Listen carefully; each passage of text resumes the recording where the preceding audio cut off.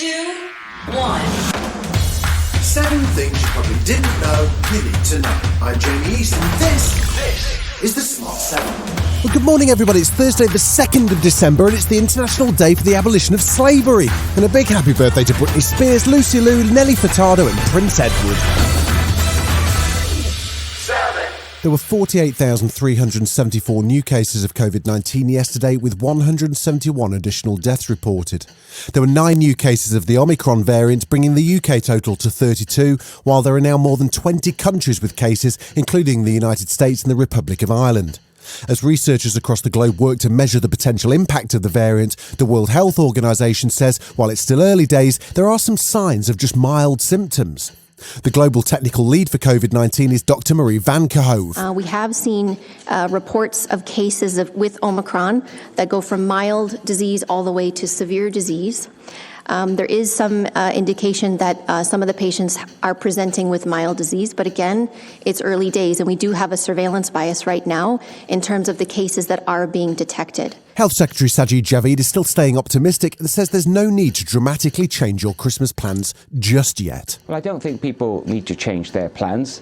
The guidance that is already out there, which we published a few weeks back, we should just always all be a bit cautious. It might be sensible, for example, depending on the type of party you're going to and the setting, to take a LFD test before you go. The brand new Shadow Health Secretary, Labour's Wes Streeting, was still more worried about incoming travellers, apart from Santa, of course. We don't think it's right that people arriving into the UK are not being tested before they leave the country of origin. It's possible for people to travel to the airport, get on a plane, arrive in busy, crowded departure halls, get on a train or a tube or a bus back home without having had a test for a couple of days. That doesn't make sense, so that would help.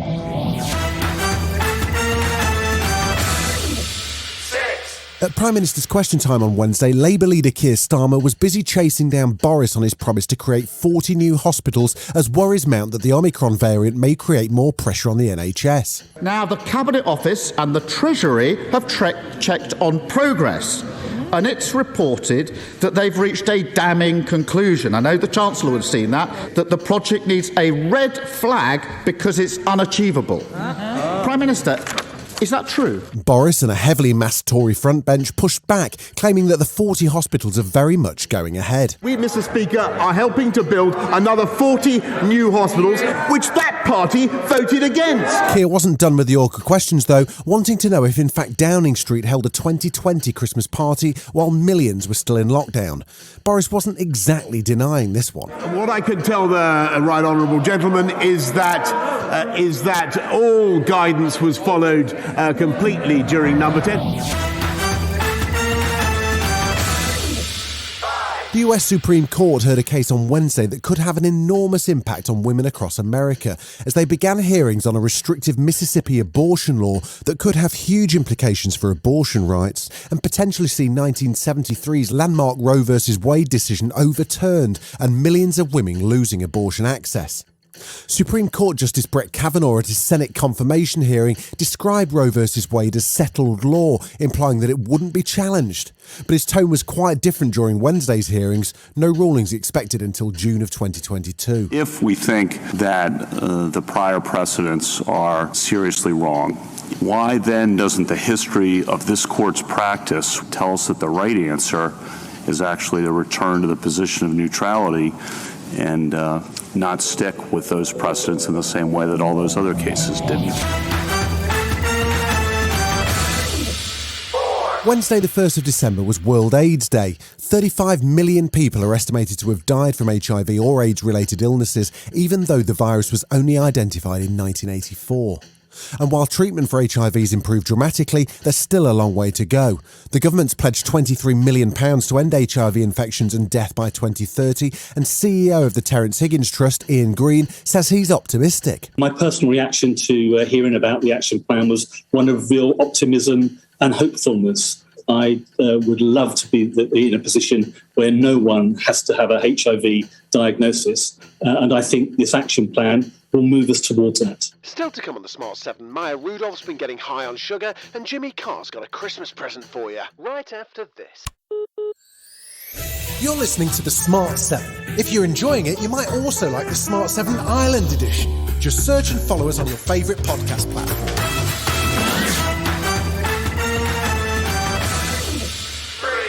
There were 6 Premier League games on Wednesday night, including a Merseyside derby. Southampton and Leicester finished 2-2, West Ham and Brighton 1-1, and Wolves versus Burnley finished 0-0. Chelsea beat Watford 2-1 at a game marred by crowd trouble. Man City won 2-1 at Aston Villa, much to Steven Gerrard's disappointment, and Liverpool beat Everton 4-1.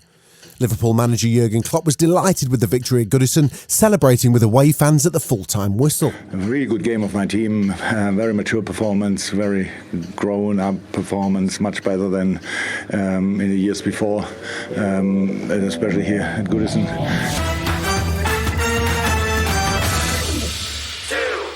There's a brand new baking show in town. It's called Baking It, and it's definitely got a little bit of Great British Bake Off about it, with an American twist and a Christmas theme. 8 teams will compete for a $50,000 prize under the watchful eyes of 2 Saturday Night Live veterans, Andy Samberg and Maya Rudolph. It's on the Peacock Network in December, and Maya popped up with Jimmy Fallon to spill the chocolate buttons on what it was like working with all that sweet, sweet sugar. We didn't have to eat. We ate by choice. I've never felt more of a sugar high in my life. I felt crazy, and I kept saying to Andy, I was like, I need to reorganize my record collection.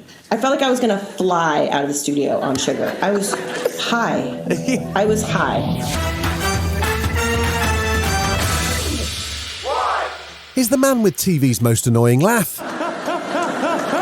Yep, it's Jimmy Carr, and he's back on stage with a new haircut and a whole bunch of new material in a Netflix special. It's called His Dark Materials, and it drops on Christmas Day. Well, let's talk about the controversial thing, the vaccine. Who's not going to take the vaccine because they think it might be dangerous? Raise your hands.